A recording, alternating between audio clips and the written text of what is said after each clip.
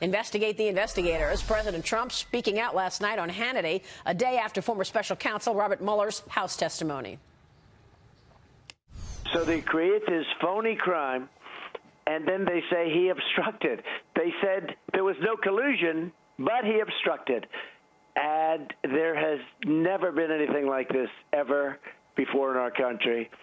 This crime was the crime was committed on the other side, and we'll find out about that. We have a great attorney general who's looking at it. I'm not involved in that. He's looking at it, and you know, I've been hearing a lot of the media actually is talking about investigate the investigators and a lot more than that. And I think that things are. I just see it. I feel it. I think a lot of good is going to come out of it. Joining us right now is former White House Press Secretary, America First Action Senior Advisor and Spokesperson Sean Spicer. Sean, great to see you. Thanks so much for joining us. You bet. Good morning. A lot of conversation this morning in the op-eds post the Mueller testimony about not in my purview. A lot of things he refused to talk about. Kim Strassel out with a new op-ed in the Journal yesterday titled this, What Mueller Was Trying to Hide. She writes, Mr. Mueller dodged and weaved and refused to avoid answering questions about the FBI's legwork, the dossier's role, and Fusion's involvement. The special counsel's often befuddled testimony has predictably raised questions about how in control he was of the 22-month investigation or the writing of the report. Mr. Mueller and his team are clearly playing their own important role in hiding the truth. The Mueller testimony only highlights how important it is that Attorney General William Barr is finally pursuing accountability. Sean Strassel writes that in this morning's Journal. And, you know, I've been asking the question for a couple of years now, can we even have any credibility of the special counsel if he doesn't focus and he doesn't look at the origins of the Russia investigation? Things like Fusion GPS, which, by the way, he said he's not familiar with. Yeah, I mean, I think those are amazing questions. There were a bunch that were asked of him in terms of people that were involved in this investigation, or rather the origins of it, as you point out, that weren't mentioned at all in the report, and he gave no answer as to why they weren't mentioned, what their role could have been.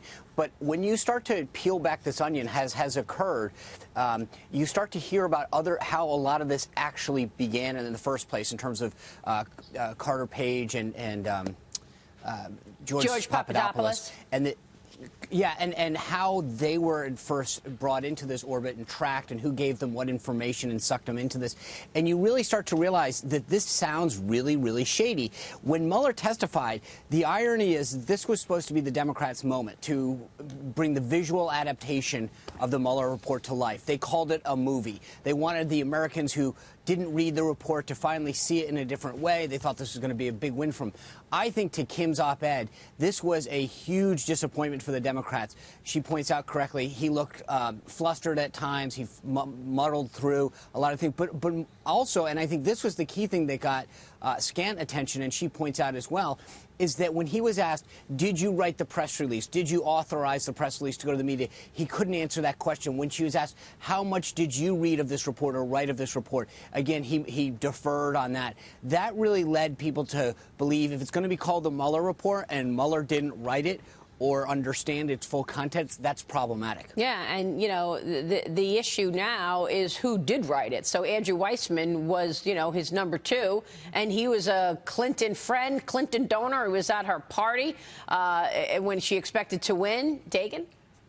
But, Sean, isn't it time to just jettison the Mueller team and move on? Because, again, with President Trump in the White House, you have John Durham at the Justice Department, you have Michael Horowitz, the Inspector General for Justice, and also the likes of Lindsey Graham looking into all of this. We can get to the bottom of it. We can get answers to assure the American people that our surveillance laws will not be abused for political purposes. Andy McCarthy has said this. If there's accountability, we can be sure. If there's no accountability, I don't think anybody's going to trust the FBI. Right, but the accountability now is on the shoulders of Bill Barr and those within justice, thankfully.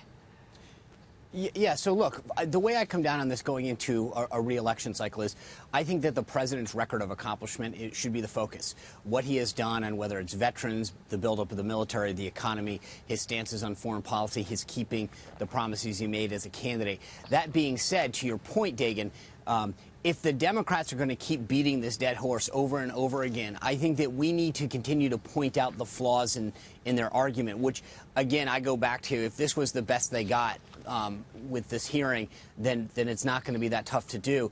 We can't allow them to take these pot shots at the president or the team without countering with this thing. So I would much rather have a conversation about policy and accomplishments. But if the Democrats are going to put all their eggs in this basket, which it looks like they are, they can't talk about accomplishments. They can't talk about an agenda. Look at what they've done with their majority. It's investigation after investigation after investigation that have been fruitless.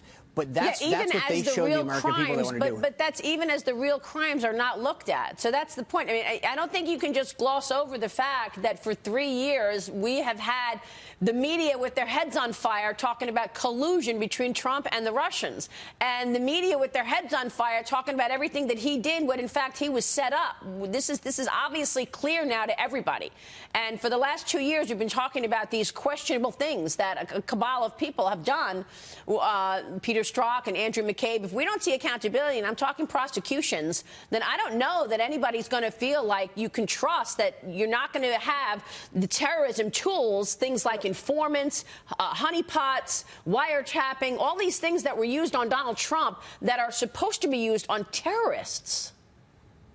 Well, I think that one of the things that the president has said over and over again that people have to remember is that he's the president, right? He's got tremendous resources. He's wealthy. He can sort of defend himself. And you've seen the president is not shy about making his voice heard. But what happens when something like this happens to the average Joe that doesn't have the resources or the echo chamber that the president does? That's what I think should send a chill through everyone's back that's not the president of the United States or not rich and powerful, is that when the government has the opportunity to come after you. Which is why this story has bothered me from the get-go, because it's not right that somebody could get wiretapped for no reason just because he was on the Trump campaign so that they could get a window into his campaign so that one candidate can get an edge over another. And that's exactly what happened. Wiretapped with opposition research from the opposing candidate that could have been Russia disinformation, which Bob Mueller and his team clearly didn't look at. I mean, I completely agree with your points. I do think, though, the American people are smart and they're waking up to the hoax. Yes, to use one of the president's words, because that's why you see his approval ratings going up, and they're finally focused on the economy and the strong numbers on economic approval. Yeah. Meanwhile, the Democrats are in a tizzy fighting with one another. Look at this Nancy Pelosi versus the squad story, Sean. The House Speaker set to meet with the Congresswoman Alexandria Ocasio-Cortez in less than an hour, attempting to mend fences, apparently. Pelosi says she's looking forward to today's face-to-face. What do you think comes out of that meeting? If that's what she's looking forward to, I'd hate to see the rest of her schedule, because that doesn't say much for her day. I think it's kind of, to be blunt, embarrassing that this freshman and these multiple freshman members of Congress are wagging the dog, if you will, proverbially, of the Democratic Party. You've got Nancy Pelosi that's been in Congress for more than 30 years. Regardless of my differences with her politically and policy-wise, she's a brilliant political tactician. And the idea that she's sitting here having to take her cues, and frankly, the entire party is taking their cues, and you have every presidential candidate answering to every tweet and utterance of a 29-year-old freshman. This is embarrassing for the Democratic Party. It's also very scary, the direction that they're going in. And the problem, I mean, here's the dirty secret. This is the end. They're about to go into a 42-day recess. So I think Pelosi's trying to make everything look real pretty before they head out of town. No, that must be a thing. But this is a challenge. The idea... I mean, this was so that she can make everything look nice, hopefully buy enough time so that they get out of town, and then she says, oh, we can't do impeachment because we're on break. But this is somewhat of a really, when people think about this, you've got this crazy left-wing, avid socialist, freshman member of Congress with no business experience sitting back dictating the terms in which the entire Democratic Party is taking their cues. Pretty unbelievable. But as Nancy Pelosi said, it's just 4 votes. Right? Yeah, that's right. Sean, it's good to see you. Thanks so much. You bet, guys. Thank you. Sean Spicer there.